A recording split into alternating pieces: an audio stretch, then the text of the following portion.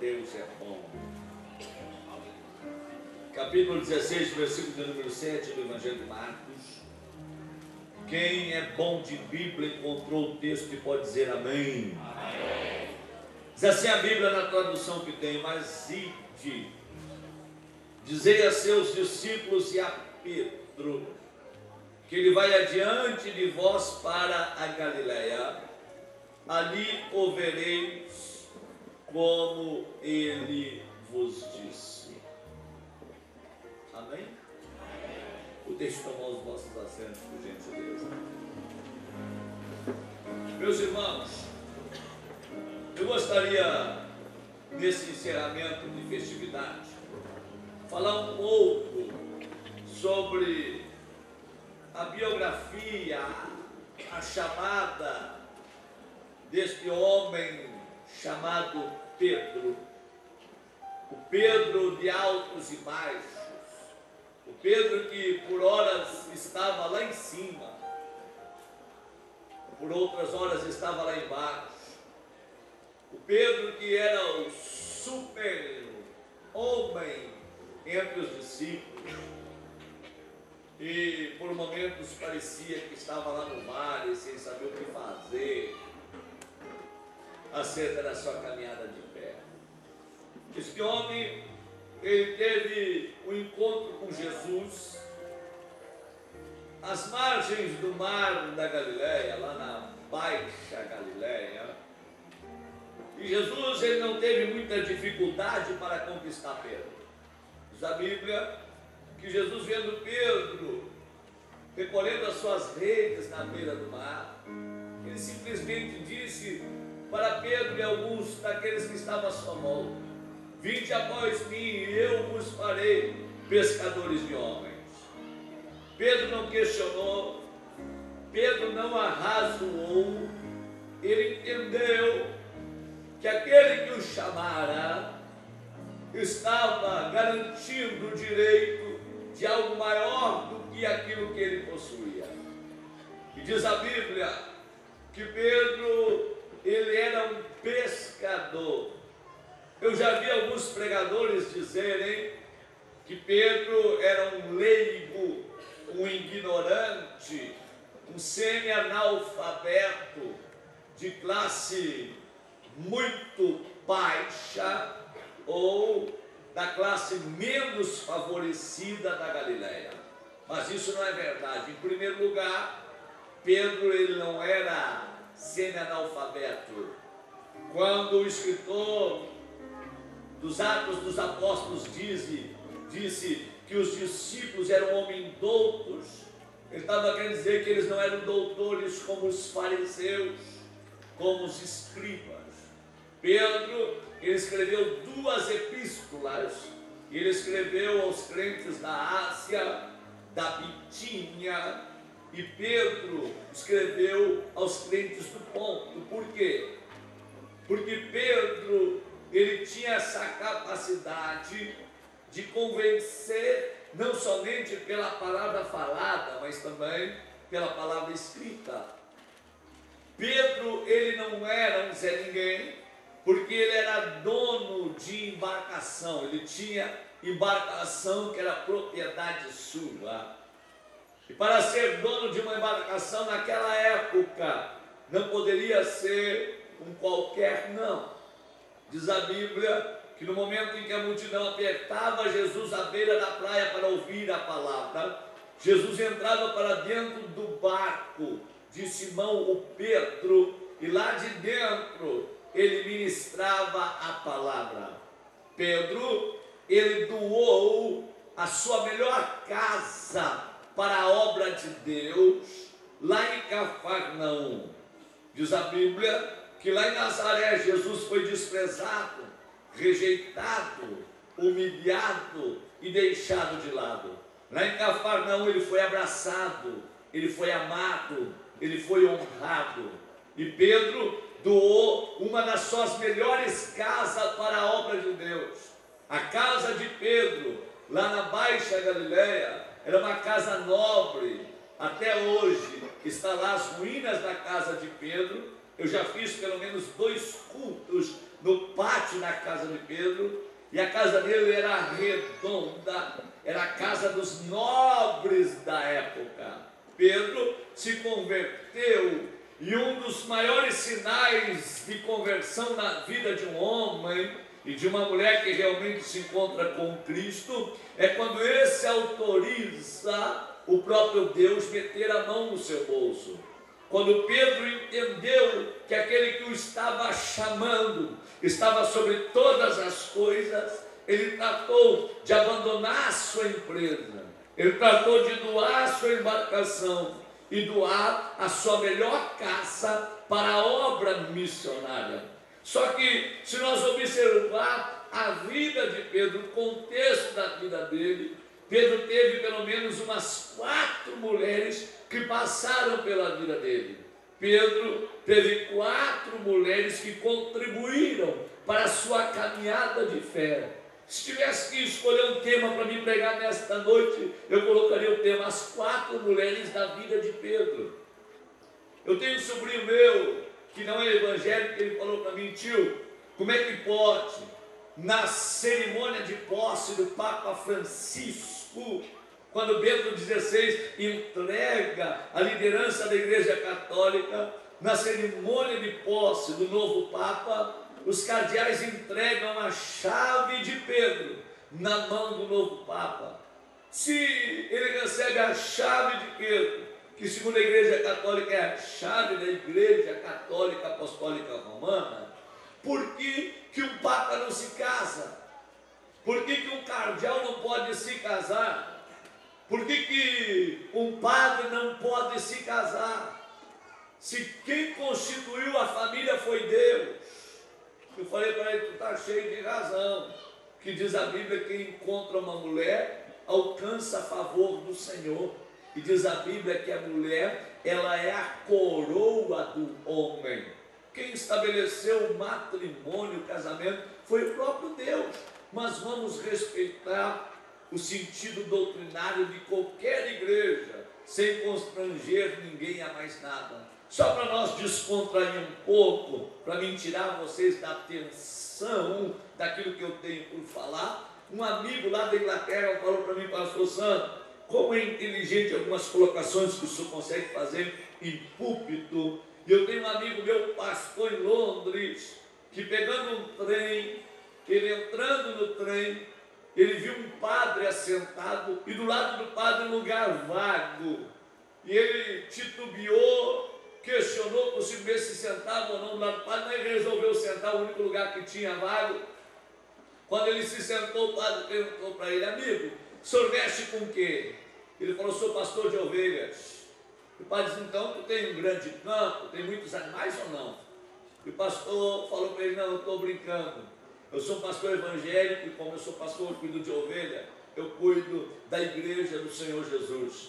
E o padre ficou feliz demais, falou: olha, há muito tempo eu queria encontrar um pastor evangélico para nós brindarmos as nossas diferenças de crença, mas brindarmos um momento como esse.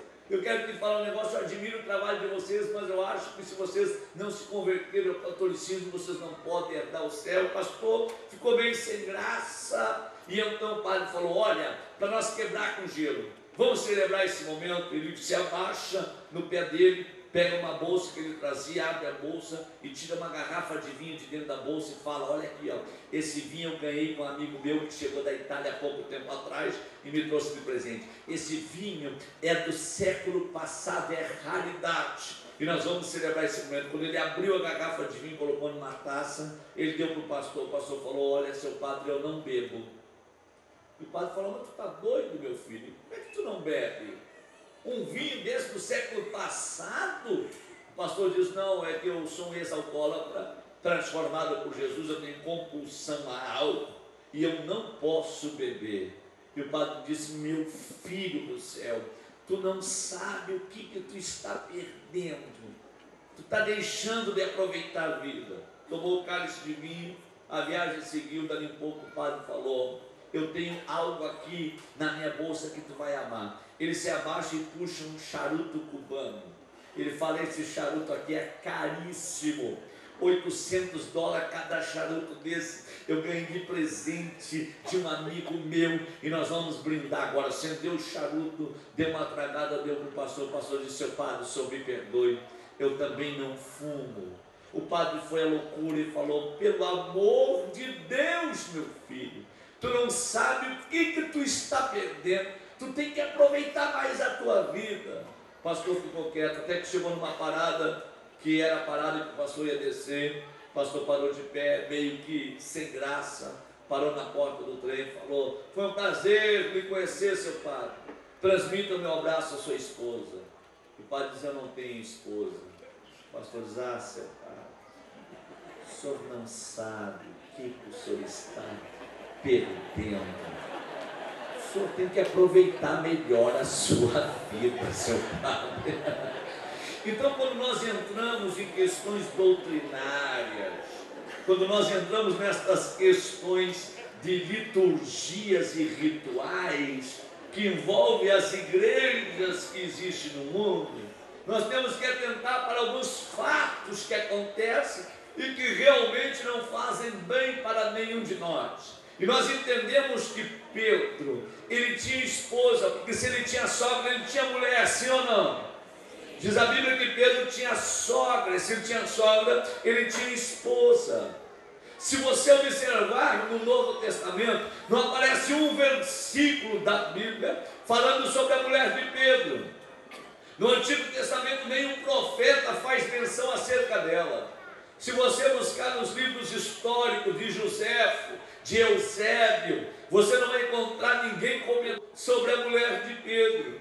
Porque a mulher de Pedro, ela contribuiu para o ministério dele de uma forma muito diferente. A mulher de Pedro, quando ele chegou em casa, ele falou para ela: olha, eu tive um encontro com um homem que mudou a história da minha vida. Eu vou doar o barco para a obra dele. Eu estou abandonando a empresa. E a melhor casa que nós temos em Cafarnaum, nós vamos também doar para a obra dele. Você não vai ver a mulher de Pedro aparecer na Bíblia criticando, se colocando em oposição àquilo que o marido fazia. Porque a mulher de Pedro, ela tinha uma característica que todos nós deveríamos ter. Ela tinha um pensamento e ela devia pensar mais ou menos assim: se eu não posso ajudar, atrapalhar, não atrapalho. Se eu não puder somar, dividir, eu não vou dividir nem diminuir. Eu vou deixar meu esposo fazer aquilo que ele quiser, já que ele se encontrou com esse homem que mudou a história da vida dele. A mulher de Pedro, ela tinha uma característica que todos nós deveríamos ter. Se você não pode ajudar, meu irmão, pelo menos não atrapalhe aqueles que estão fazendo uma grande obra para Deus. Você tem que aprender essa lição com a mulher de Pedro. Se ela não aparece ajudando, ela também não aparece atrapalhando. E na obra de Deus nós temos que contar com pessoas que, se não puderem nos ajudar, pelo menos não venham nos atrapalhar. Obra missionária se faz, sabe como? Com pessoas que não queiram atrapalhar o andar da obra. O problema hoje, e eu afirmo com toda a discussão, que eu não tenho problema tanto com o diabo como tenho com aqueles que querem me atrapalhar na minha caminhada de fé, que não sonham os sonhos que eu tenho, que não acreditam nos projetos que Deus colocou no meu coração. Porque com o diabo eu não brigo contra o diabo, irmãos. Eu venço o diabo pelo poder do nome de Jesus e pelo poder do sangue de Jesus. Agora, com meu irmão, eu não posso ficar repreendendo ele toda hora. Eu tenho que pedir licença. Se ele parou no meu caminho e está me atrapalhando, eu gostava muito de um corinho que cantava nas nossas igrejas, que dizia: se você não vai, não impede a mim. Meu irmão, se tu não quer fazer, é problema teu. Tu está no teu direito. Só não atrapalha aquele que estão fazendo. Só não para na frente daqueles que colocaram a mão no arado e se colocaram à disposição para fazer uma grande obra para Deus. Nós temos uma dificuldade tão grande. Se você ler a biografia do apóstolo Paulo, você vai ver que Paulo, quando ele se converte ao Senhor, ele fala por 2, 3 vezes: tentei ter convosco, mas o diabo, Satanás, me impediu. Ele fala isso. Agora você vai ver Paulo em todas as epístolas que ele escreve, dizendo: eu sofri na mão de Alexandre o Latueiro, Hermógenes, ele não me tratou da forma como eu gostaria. E ele fala: eu passei por naufrágio, eu passei por nudez, por fome, eu fui liberado por um dos acessos das muralhas de Jerusalém, pendurado num cesto, tomei tunda de vara, eu fui açoitado 3 vezes com chicotadas, que quando ia se cumprir as quarentenas, eles deixavam uma para a misericórdia, mas Deus me livrou de todas elas. Mas eu sofri muito, eu passei por muitas necessidades, sem ter muito e sem não ter nada. Mas quando Paulo vai encerrando toda a parafernália de perseguição, de angústias que ele passou, ele fala assim, ó: mas principalmente eu sofri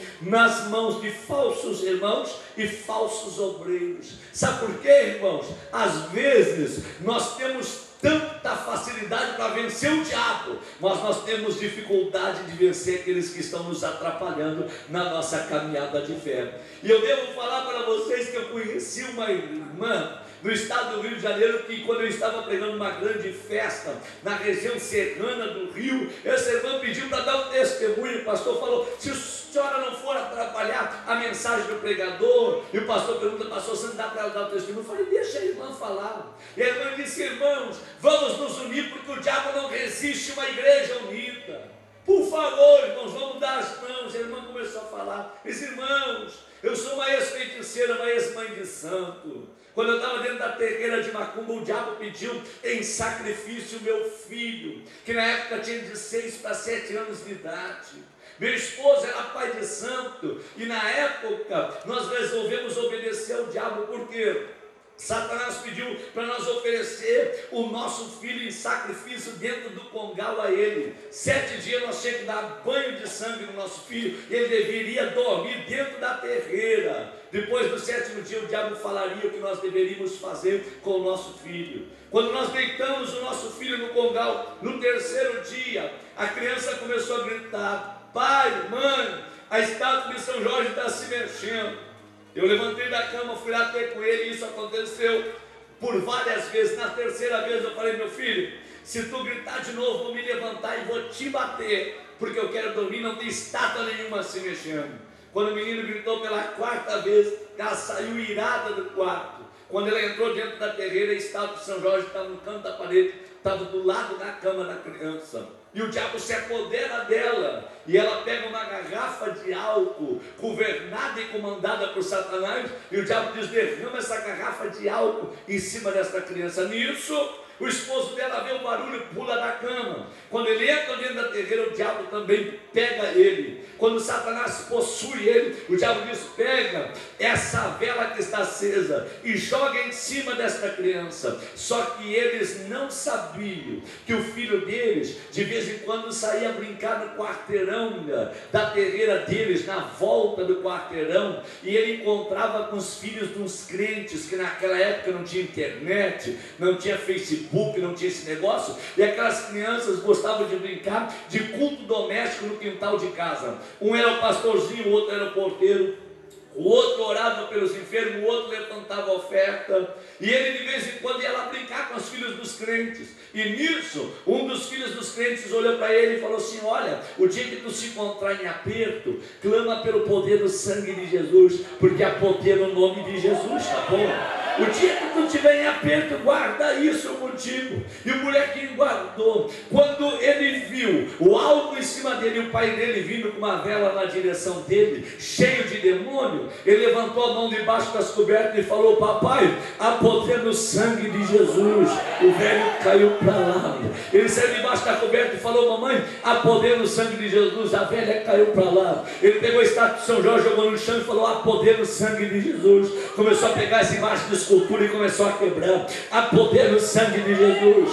Há poder no sangue de Jesus.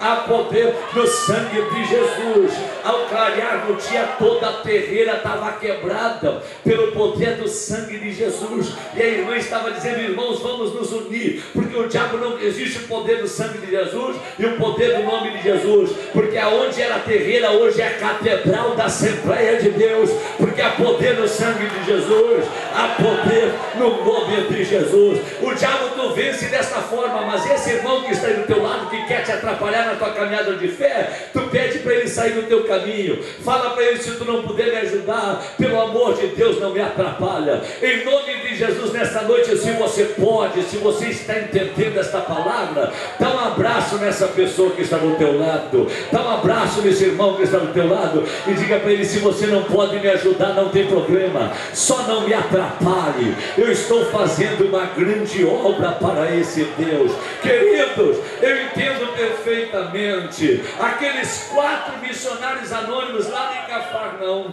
tiveram que entrar com o paralítico pelo telhado, porque a turma da porta não deixou eles entrar com o paralítico pela porta daquela casa. Vocês acham que aqueles 4 missionários foram direto para o telhado? Não, eles foram na porta, mas tinha tanta gente na casa que nem junto à porta eles cabiam. A turma da porta não deixou eles entrar pela porta, eles entraram pelo telhado da casa. Mas Jesus, quando viu o paralítico no ar, diz a Bíblia, vendo a fé deles, vendo a fé dos carregadores, falou para o paralítico: filho, perdoados estão os teus pecados. Porque o problema daquele paralítico não estava nas pernas, estava na alma. Ele precisava de perdão. Quando o paralítico cai no chão, Jesus vê que os fariseus estão arrazoando, estão questionando, dizendo: quem é este para perdoar pecado? Só quem perdoa pecado é Deus. Jesus fala para os fariseus: para você saber que eu tenho poder no céu e na terra, a ti te digo, levanta, toma a tua cama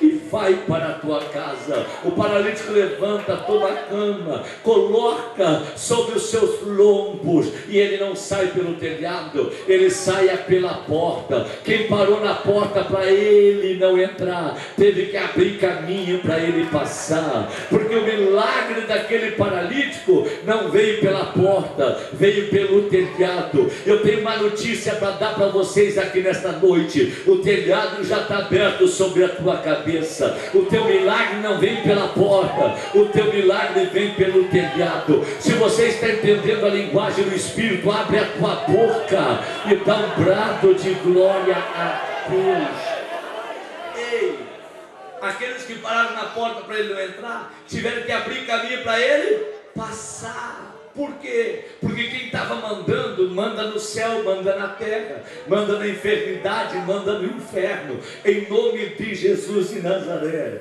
quem parou na porta para você não entrar, neste ano de 2014, vai ter que abrir caminho para você passar, porque Deus vai entrar com providência na tua vida, e Deus vai operar milagres extraordinários em teu favor, em favor da tua família. Vamos aprender esta lição com a mulher de Pedro. Se você não pode ajudar, pelo menos não atrapalhe. Não pode ajudar, não quer ajudar, ok, dá um lado, amigo, dá um lado, não critica, não escarnece, não zombe, não faça isso, refreia a tua língua, vigia o que você fala. Ei, a vida, ela é feita de altos e baixos, viu? Cuidado com a roda gigante. Se tu andar numa roda gigante num parque, tem horas que tu está lá em cima, outras horas que tu está lá embaixo.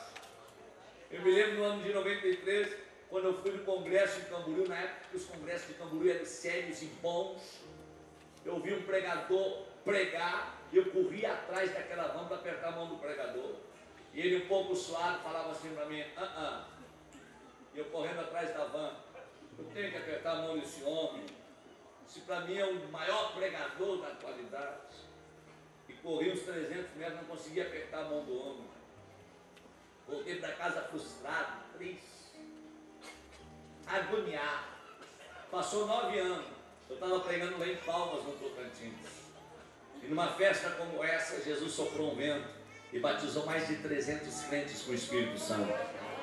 E o pregador de 9 anos atrás estava no hotel olhando pela internet o Congresso de Palmas, agora separado porque tinha deixado da mulher dele, estava com uma mulher agora bem mais nova, no quarto do hotel. Quando eu chego no hotel à noite, o diretor do hotel fala para mim: o pastor fulano de tal está no quarto tal, quer apertar sua mão. Eu falei: como é que é? Ele quer apertar sua mão e diz que o senhor pode ir lá, ou se não o senhor autoriza ele ir até o seu quarto porque ele quer lhe dar um abraço. Ele estava lhe ouvindo pregar e Deus tocou o coração dele. Eu falei: bom, amigo, esse mundo dá volta mesmo. Diga a ele que agora quem não quer apertar a mão dele sou eu, porque Nazireu que toca em morto acaba morrendo, tá bom? Diz para ele que na caminhada, agora nos próximos anos, eu vou encontrar com ele, vou contar essa história, vou abraçar ele e vou auxiliar ele naquilo que ele precisar. Mas no momento eu não vou apertar a mão dele. A vida é feita dessas coisas. Hoje você está gemendo, hoje você está chorando. Quem não te acompanhar na tua dor, não vai ter o prazer de desfrutar da tua vitória. Quem não chorar contigo, não vai poder se alegrar do teu lado. Entenda isso. Se você não pode ajudar, não atrapalhe. A vida é uma escada. Enquanto tem um subindo, tem outros que estão descendo.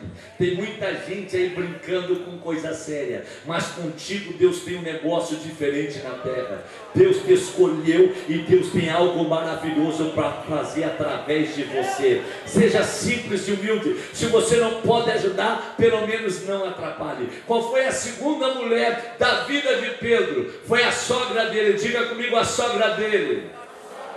Ele não teve problema com a mulher, mas com a sogra ele teria, porque Pedro estava na Baixa Galileia curando os enfermos junto com Jesus, e a sogra dele em Cafarnaum com uma febre que estava quase levando ela à morte.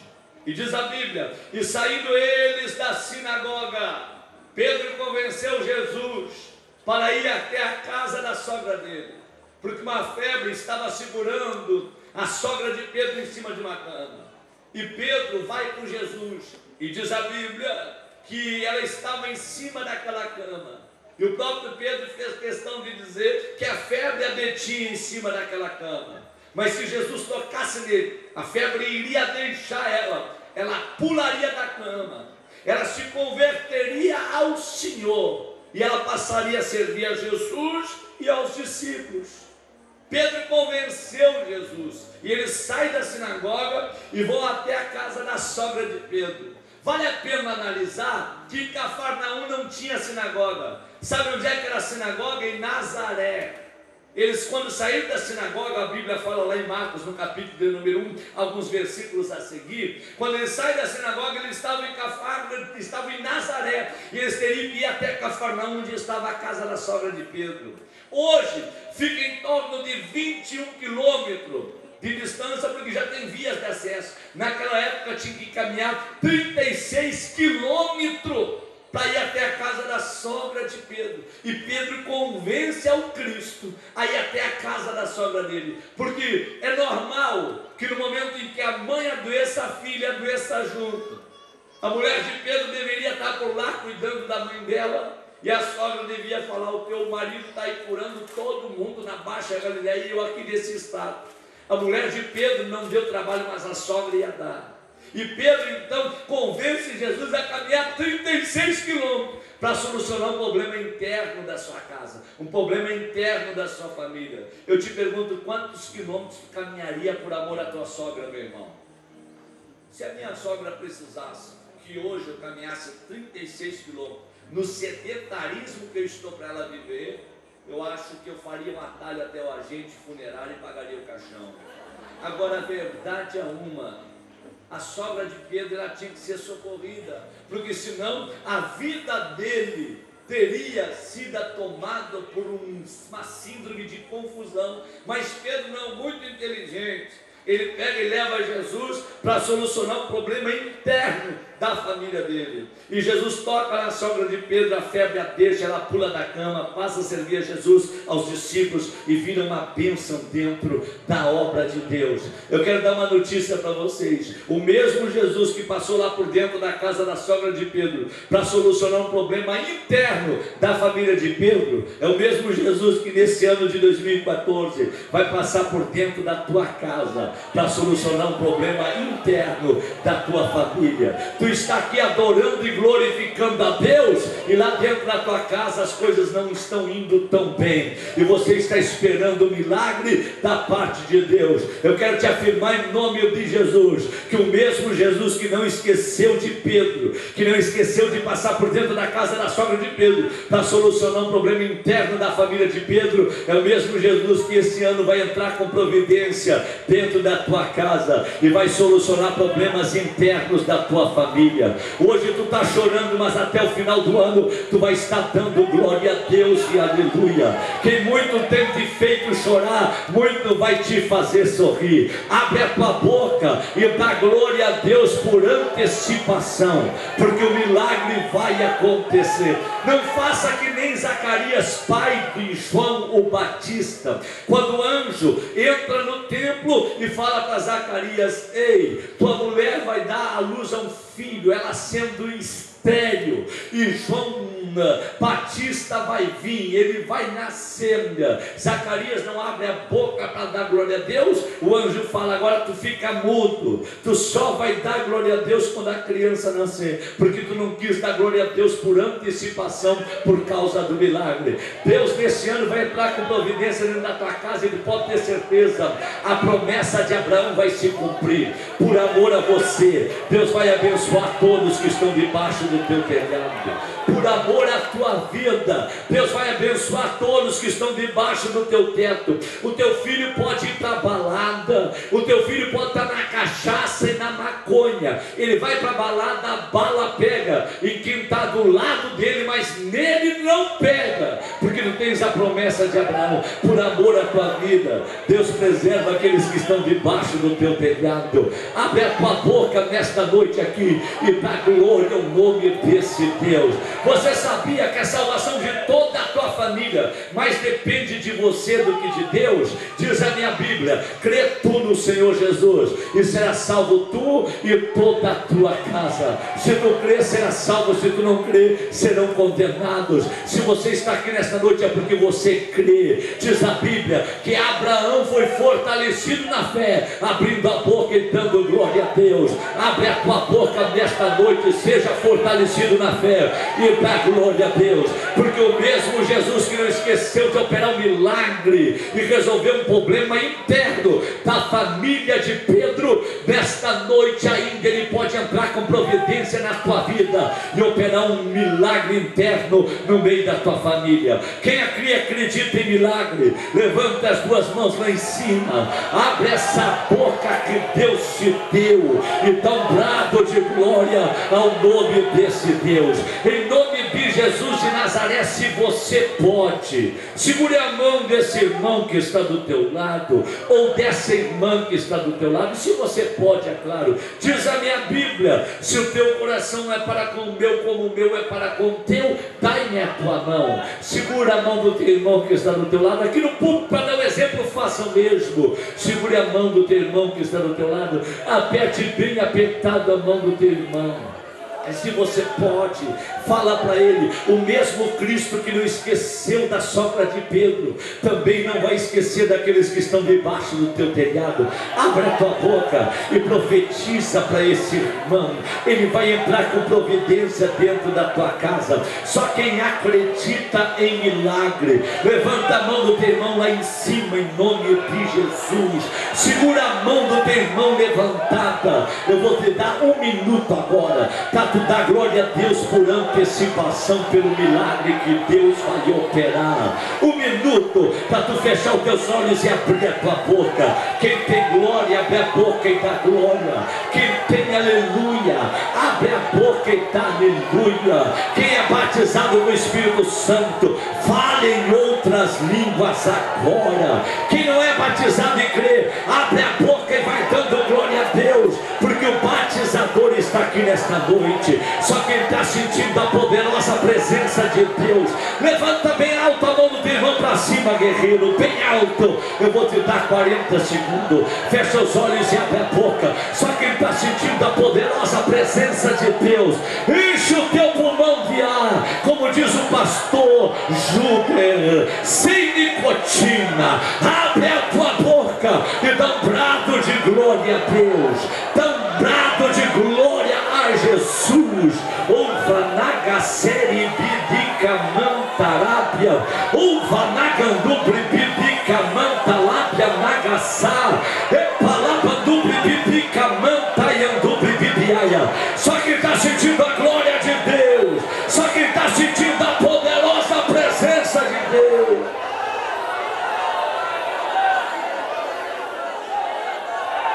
Adore o nome do Senhor.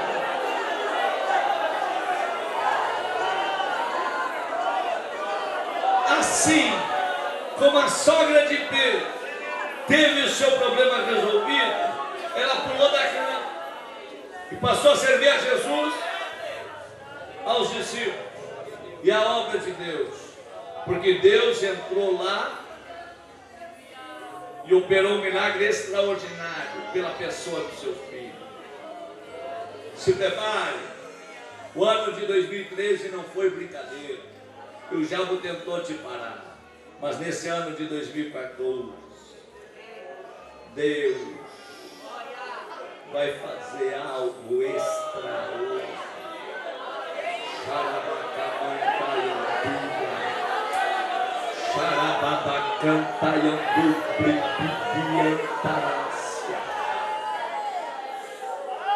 Terceira mulher da vida de Pedro foi a porteira. Diga comigo, a porteira. Mais alto, a porteira. Qual a porteira? A porteira do pátio do sumo sacerdote. Porque Pedro era o corajoso, Pedro era o ousado, Pedro era o homem que não conhecia perigo, andou sobre as águas do mar da Galileia. Pedro arrancou a orelha de Malco, servo do sumo sacerdote. Quando Judas negociou o Cristo por 20 peças de prata, esses dias eu estive avaliando os cálculos do tesoureiro de Jesus. Judas avaliou o perfume da mulher pecadora em 200 denários. E quando ele vendeu, Jesus vendeu por 20 peças de prata. 200 denários, salário de um ano de trabalho. 20 peças de prata, salário de um mês de trabalho. Ele avaliou Jesus por tão pouco. Eu te pergunto, quanto vale Jesus para você, meu irmão? Vocês acreditam que tem pessoas hoje dentro da igreja que se o motor do seu carro fundir, ele se desvia? Acredito que tem gente aqui dando glória a Deus, que se eles não conseguirem até o final do ano fazer a reforma da sua casa, eles acabam até se desviando, porque não serve a Jesus por aquilo que Ele é, serve a Jesus por aquilo que Ele tem para dar. Mas eu não posso servir por Jesus por aquilo que Ele tem para me dar. Eu sirvo a Jesus por aquilo que Ele é. Sem a presença dEle eu não vivo. Sem a presença dEle eu não vou a lugar nenhum. Jesus é tudo que eu tenho nesta vida. Judas negociou Jesus por tão pouco. Jesus é preso no jardim do horto, no Getsemane. E diz a Bíblia, e manietaram-no, ataram a Jesus. Primeira vez na história que homens mortais conseguem atar Deus, conseguem prender Deus e conseguem levar Deus para o banco dos réus. E diz a Bíblia que Anás era sogro de Caifás, que era o sumo sacerdote. E Jesus no outro dia é levado para ser interrogado pelo sumo sacerdote. Imagine a luz do mundo entrando na casa do sumo sacerdote, onde deveria ter uma lâmpada acesa que nunca poderia se apagar. Entra a luz no mundo, atado, fragilizado, para ser interrogado pelo sumo sacerdote, o Caifás. E entra o discípulo que era amigo do sumo sacerdote, que segundo a tradição seria Mateus. E Pedro fica do lado de fora. E o discípulo que era amigo do sumo sacerdote, entendendo que a noite estava fria demais, fala para a porteira, vai lá buscar o meu irmão que está do lado de fora. E a porteira vai lá e abre o portão principal de entrada, que dava para o pátio do sumo sacerdote, E quando ela abre o portão, Pedro entra. No momento em que Pedro entra, a porteira olha para ele e fala: eu te conheço e sei quem tu és. Pedro tinha sido avisado por Jesus que ele o negaria por 3 vezes antes que ele cantasse. E aí nos diz a Bíblia que a porteira fala para ele: ei, tu é um daqueles que andava com ele. E Pedro fala: eu nem sei quem é esse homem. Ele chega na beira daquela fogueira e começa a se esquentar porque a noite estava fria. Aí a porteira vai lá e traz um dos funcionários da casa do sumo sacerdote e fala: vem aqui ver o homem que está aqui. E quando aquele homem chega e fala: esse aqui é um deles, andava junto com ele. E Pedro fala de novo: eu nem sei o que tu está falando, eu não conheço esse homem, não sei quem ele é. Aí então eles vão e trazem um parente do mal, um parente daquele que Pedro arrancara a orelha lá no jardim do Getsemane, e esse estava lá quando Pedro arrancou a orelha. E veio o parente do servo do sumo sacerdote e fala: eu estava lá no outro, quando tu arrancou a orelha daquele que é meu parente, eu estava lá, e tu é um daqueles que andava com ele. E Pedro nega pela 3ª vez, e o galo canta. Quando o galo canta, Pedro se lembra do que Jesus havia falado, e ele chora amargamente à beira daquela fogueira, porque ali na beira daquela fogueira uma porteira descobriu o caráter de Pedro. Uma porteira tirou a capa de Pedro, porque até aquele presente momento Pedro era corajoso, ousado, destemido, mas ali caiu a capa dele. Eu aprendi uma lição e eu preguei esses dias sobre as 2 fogueiras de Pedro: a fogueira do pátio do sumo sacerdote e a fogueira do dia de Pentecostes. Eu estava estudando e eu analisei o porquê no dia de Pentecostes Pedro estava de pé e lá na fogueira ele estava sentado. Por que no dia de Pentecostes Pedro levantou a voz? Lá na beira da fogueira ele estava falando baixinho. O porquê que Pedro no dia de Pentecostes ele chamou os 11 para o lado dele? Lá na beira da fogueira do sumo sacerdote ele estava sozinho. O porquê que Pedro na beira da fogueira do sumo sacerdote negou a fé? Lá no dia de Pentecostes ele levantou a voz e deu testemunho das grandezas de Deus. O porquê daquilo? O Espírito de Deus falou no meu coração. Sabe por que Pedro negou a fé? Murmurou, estava sozinho, falava baixo. Lá ele chorou, ficou amargurado e angustiado. Eu falei porque o Espírito de Deus comunicou ao meu coração. É porque quando ele chegou, a fogueira já estava pronta. Quando ele chegou, o fogo já estava pronto. Ele não pagou o preço por aquele fogo. Ele não juntou graveto, ele não cortou lenha. Quando ele chegou, a fogueira já estava pronta. O mal existente nos dias de hoje são crentes que vivem de fogo emprestado. Eles não sabem criar sua própria fogueira. Eles correm atrás do milagreiro, mas não conhecem o dono do milagre. Agora o Pedro no dia de Pentecostes, ele era diferente, porque quem pagou o preço por aquele fogo foi ele. 10 dias orando, jejuando com a boca no pó. Abre o céu e manda a tua glória. Eu quero o teu poder. Chega de fogo emprestado, agora eu quero um fogo conquistado. Manda a tua unção, manda o teu poder. Eu nunca mais vou negar o teu nome, eu nunca mais vou deixar de dar testemunho das tuas grandezas. O Pedro no dia de Pentecostes era um, o Pedro da fogueira do sumo sacerdote era outro. O Espírito de Deus comunicou comigo e disse: avisa o meu povo para parar de viver de fogo emprestado. Avisa o meu povo para parar de correr atrás de milagreiro, mas que eles venham conhecer o dono do milagre. Ei, meus irmãos, ouça-me aqui. Eu preguei nos 100 anos da Assembleia de Deus no Brasil. 8 pastores brasileiros foram escolhidos para pregar, e eu preguei lá em Belém do Pará, na igreja mãe. Fui lá pregar a palavra de Deus, representando o sul do Brasil. Quando eu fui lá pregar, eu aprendi algo maravilhoso. Quando uma repórter me entrevistou e falou: pastor, o que o senhor acha de pastor Silas Malafaia? Se pastor Silas escandalizado de uma hora para outra, o que vai ser da Assembleia de Deus no Brasil? Eu falei para a repórter: minha filha, antes do Silas Malafaia nascer, a Assembleia de Deus já existia. A igreja ela é eterna e ela tem um dono. Jesus manda nela. Nós não corremos atrás do milagreiro, nós conhecemos o dono do milagre. Eu fui em São Paulo, visitei o templo maior